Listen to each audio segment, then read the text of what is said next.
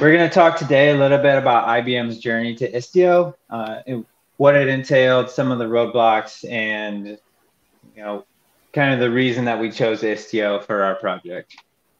So my name is Lucas Copi. I'm the technical and development lead for Egress on IBM Cloud. My co-presenter is Rafael Polanco. He's a software engineer on the IBM Cloud Kubernetes service and the technical lead for the Istio control plane project. Okay. So you might be thinking, IBM Cloud, what's that? I've never heard of it. I get this from my relatives all the time. So we offer a lot of different services, but the core of our cloud is a Kubernetes and OpenShift platform. It serves sort of a dual purpose in that our OpenShift platform provides a way for service teams to build on top of us for external services, and it's directly exposed to users.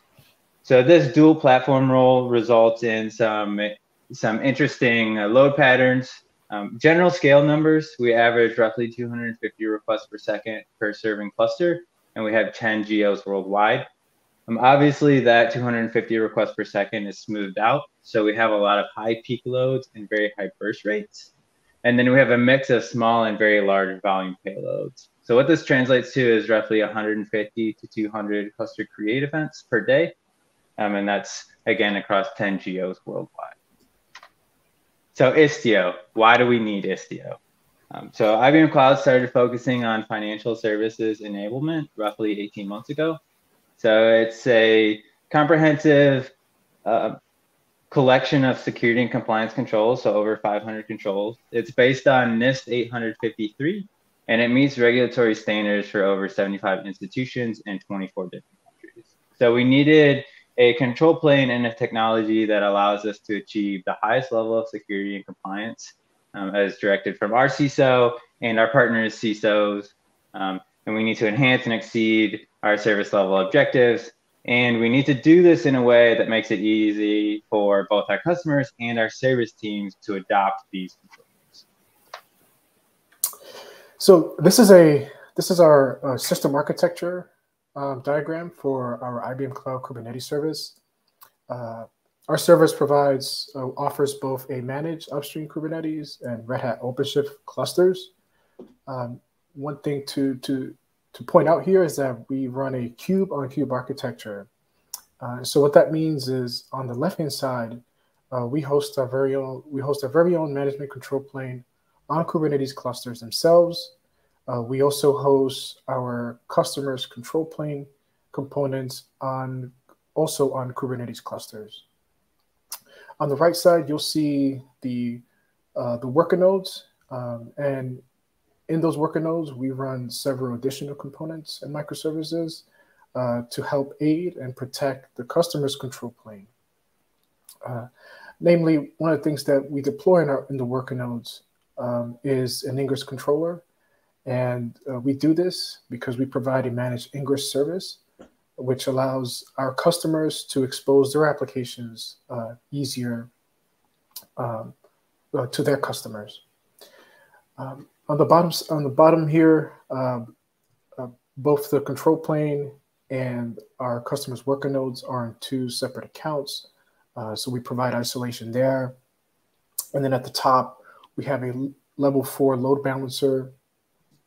Since these clusters can span regions, metros, this load balancer serves to ensure traffic is sprayed across the different zones.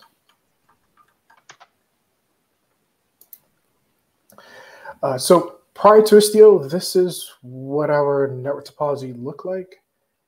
You'll notice that on the left-hand side here in our control plane, we leveraged Nginx as our Egress proxy, and we relied heavily on it.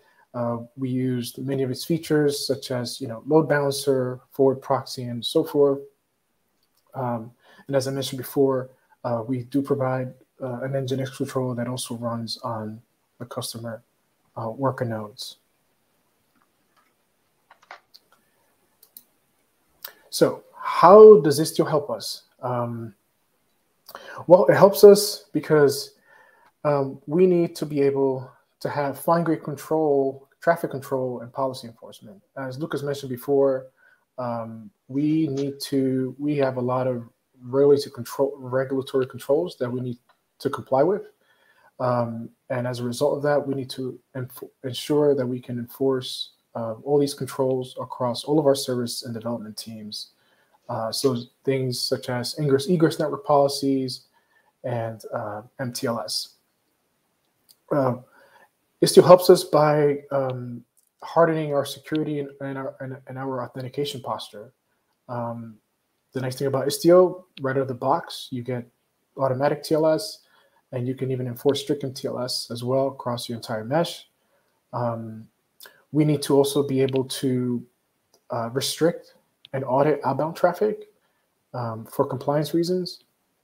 And finally, we run a large platform, so it's critical for us to have insight into our system and how it's performing.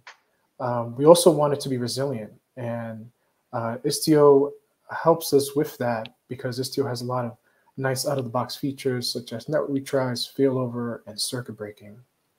Moreover, it also provides telemetry instrumentation to help us understand how our services are being used so that we can better meet our service level objectives and continue to make improvements. Our initial rollout, I think our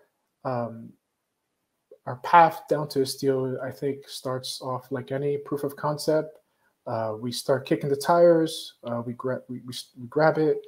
For us, we started with Istio 1.4, and we just started iterating on 1.4 for a couple of minor releases, understanding just how Istio works, how we can integrate it into our control plane platform. And so we spent months doing that. In our initial rollout, since we were still migrating, we run hundreds of microservices. So we initially enabled both MTLS and plain text traffic as we tried to migrate many of our microservices into the mesh. We went live to production with Istio 1.8, and we did that using a manual canary deployment. And the reason it was a manual canary deployment was because we had not yet hooked our telemetry solution with Istio. And so after our Istio adoption, this is what our network topology now looks like. So at the top here, we have the Ingress gateway, which replaced our previous Nginx solution. So our Kubernetes Ingress resources were replaced by Istio gateway and virtual service resource to provide things such as load balancing and routing. The one thing we learned and did as we were doing this migration is that most of our services were running in various different namespaces, and we decided to consolidate all our microservices to run out of a single namespace to make configuration application easier. On the data plane side, we were able to successfully migrate pretty much all of our microservices in the mesh. There were some exceptions, which Lucas will talk about later in our talk. And then finally here, we have the Egress gateway, which is very important for our compliance posture to ensure that all of our traffic is restricted and is authorized to certain destinations, and ensure that we can audit that traffic. Okay, so Rafael talked about what our journey started out as. I'm going to just talk briefly about our current Istio pipeline. So we use an open source tool called Razi for all of our microservice deployments across all of IBM Cloud. So it allows us to use a feature flag system on the back end to deploy different versions to different clusters. So we now can template out deployment files. So you'll see the screenshot on the right is an example of one of those templated out resources. This allows us to create a single set of deployment resources that then get merged with environment-specific configurations and then applied using Razi. So it eliminates the need for us to maintain multiple sets of Istio resources and make manual changes in each of those. There's still a level of manual configuration required to the environments. Things like canary deployments and validating egress traffic and proxy versions. For those manual type operations, we combine Jenkins automation with the RASI. So our previous, manual run scripts against production environments for early versions of Istio, it would take us, roughly we could do one region per day. So we're talking 7 to 10 days to fully roll out a new version of Istio.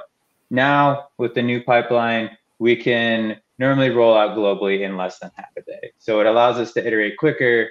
We can keep up with the Istio community much easier this way. And there's not as much development work that goes into upgrading versions. Okay. So I love this quote from Nelson Mandela. It says, "I either win or I learn." And in that vein, Rafael and I are going to go over a lot of lessons learned for this journey. So the first lesson, I think we're all aware, scale is hard, and distributed system scale is particularly hard. So one of the issues that we encountered when we first started using Istio in our control plane is what's known as a metastable failure. So a metastable failure is a distributed system outage that occurs when there are no hardware failures, no configuration errors, and no software bugs. However, some event triggers an error condition, and that failure condition remains even after the trigger is removed. So for us, this is high burst, increase in latency, increase in error. So I included some of the graphs of our service, and you can see in the top graph, basically what happens is an error condition happens somewhere in the distributed system, and we go from a relatively, all systems are good green graph to, oh no, there's a lot of red, and the red lasts for a really long time. And this event is captured more significantly in the bottom graph. So here you can see these spikes. They can either be spikes in errors or they can be spikes in latency for some of our services. And what happens is even after the initial condition comes down, you can see that the error rates in our services cascades pretty abruptly and is sustained for a while.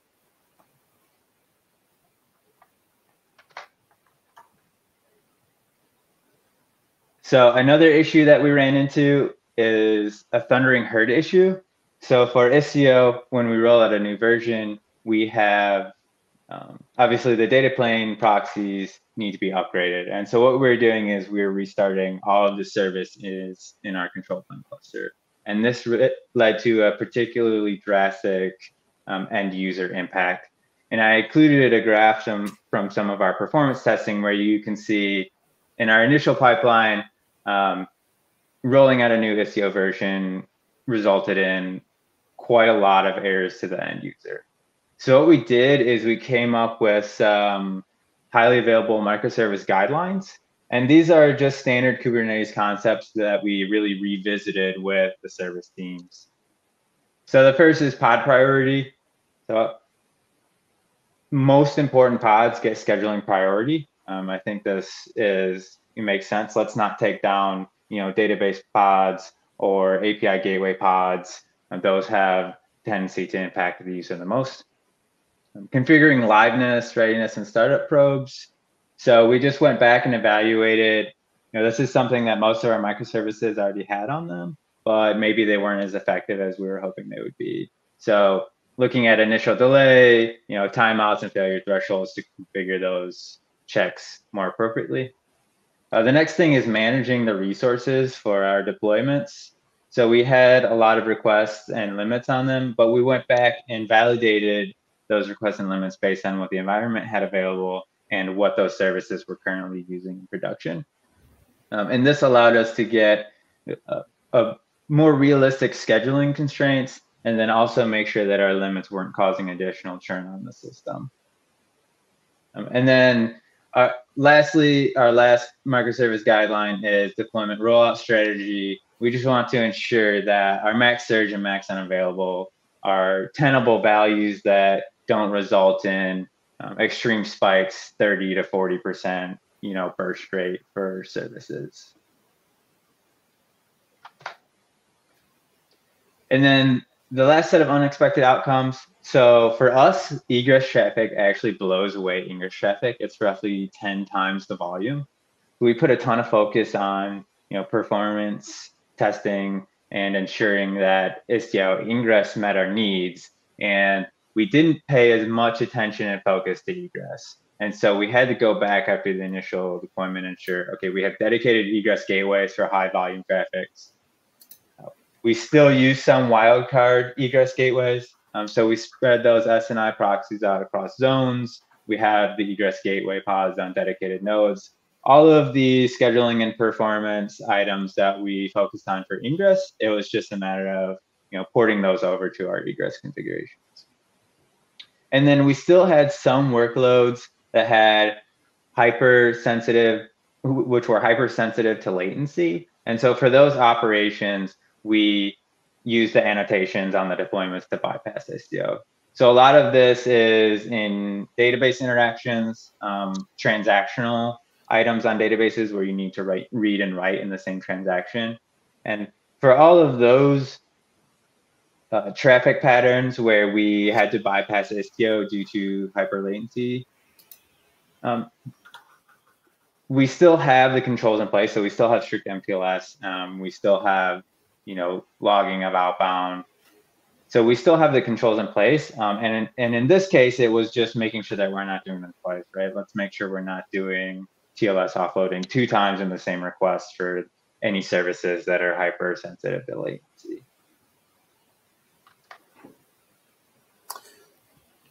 So as we mentioned earlier, one of the main catalysts for adopting Istio for us was to ensure we meet security controls set forth by our financial services security frameworks.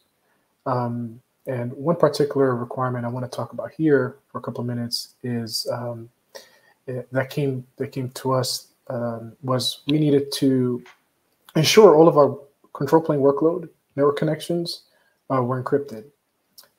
So we needed a way to enforce all network traffic within the Istio mesh to be encrypted, and that meant, namely, we had to leverage and enforce mutual TLS. And Istio provides a way of enabling and enforcing this via a peer authentication policy. And for us, that meant setting that peer authentication policy mutual TLS mode to strict, and that would effectively enable our workload to only accept requests encrypted with TLS. So with strict TLS enabled within the mesh, we now have to take our existing telemetry monitoring solution Prometheus and integrate it so that it can scrape all of the targets, all the pods within the mesh. And because Prometheus requires direct endpoint access to successfully scrape metrics, we essentially had to configure Prometheus as an out-of-mesh service, trying to connect to in-mesh services. And so that meant that Prometheus will scrape both Istio and application metrics endpoints via new jobs. We have to define those new jobs. Prometheus will leverage, because this is done through mutual TLS, Prometheus needed the certificates generated by Istio. And so we had to inject the Prometheus pod with the Envoy sidecar so it can have access to those certificates and successfully connect to those metrics endpoints. The sidecar running within the Prometheus pod, because we configure Prometheus as an out-of-mesh service, the Envoy sidecar should not intercept traffic for Prometheus, since it will break the direct endpoint access that it needs.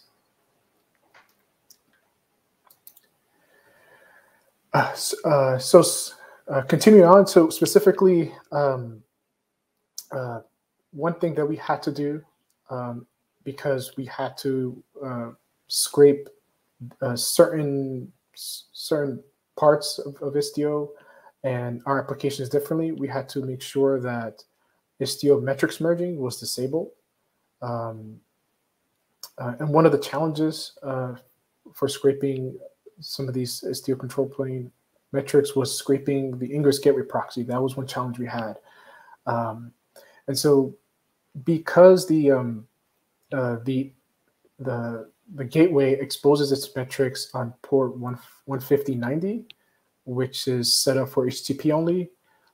We had to configure Prometheus to scrape the gateway service, to go through the gateway service, and then go through another service we set up so it can route to the correct gateway pods.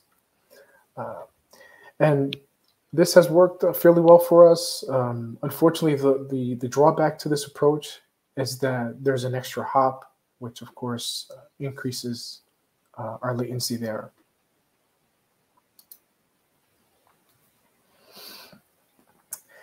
One of the things, we were observing as we were trying to get Prometheus to scrape these metrics over TLS, we started seeing a lot of connection reset by peer. We started seeing a lot of these errors where a server gave HTTP response to HTTPS client, and I'll go into little details how we discovered the solution for this, but effectively, Prometheus was unable to establish a TLS connection to most of its targets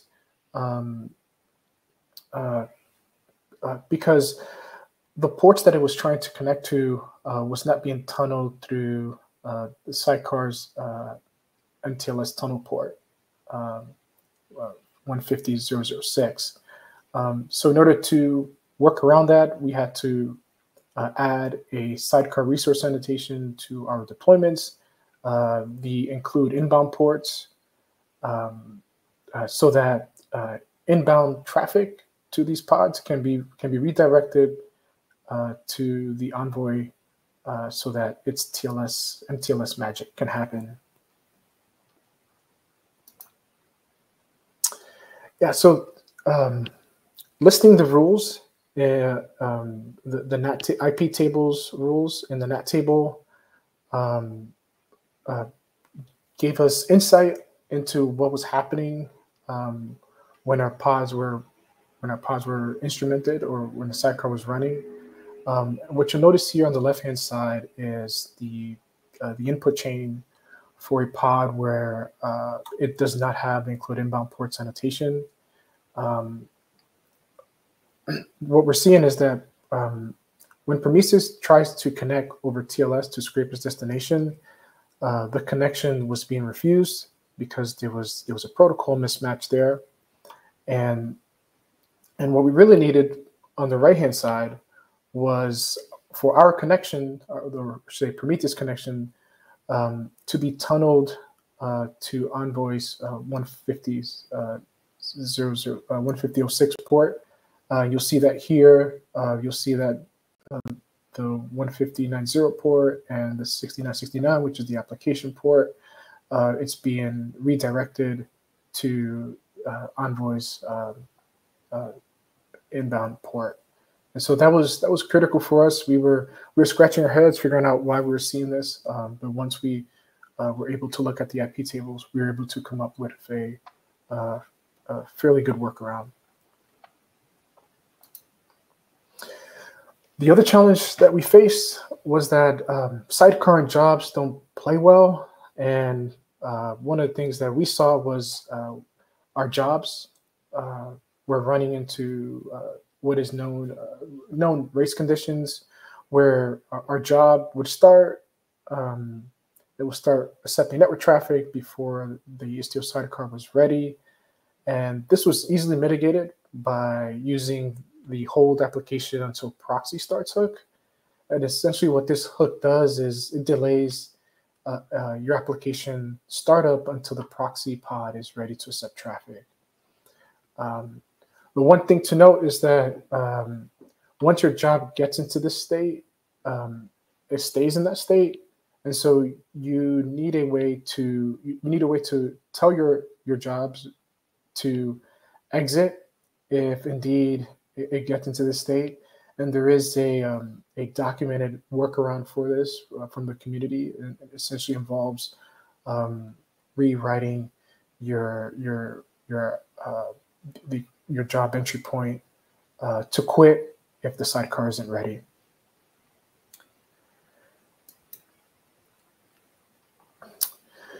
So what's next? So certainly we want to move to the next observability pillar phase, which is to leverage distributed tracing. As our system continues to grow, this is going to be very important. We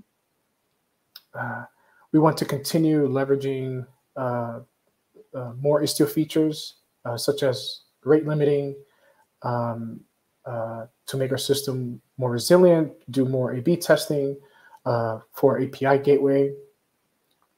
As Lucas mentioned before, we have standardized on our RASI pipeline for all of our deployments. Currently, right now, we are leveraging the Istio operator to manage that. And so we're working on going from the operator to a RASI managed deployment. And as we continue to leverage observability to find bottlenecks, we want to be able to continue optimizing our system to continue scaling. And yeah, this is the end of our talk. I want to thank everyone for listening, and we certainly welcome you to come experiment with Istio on IBM Cloud.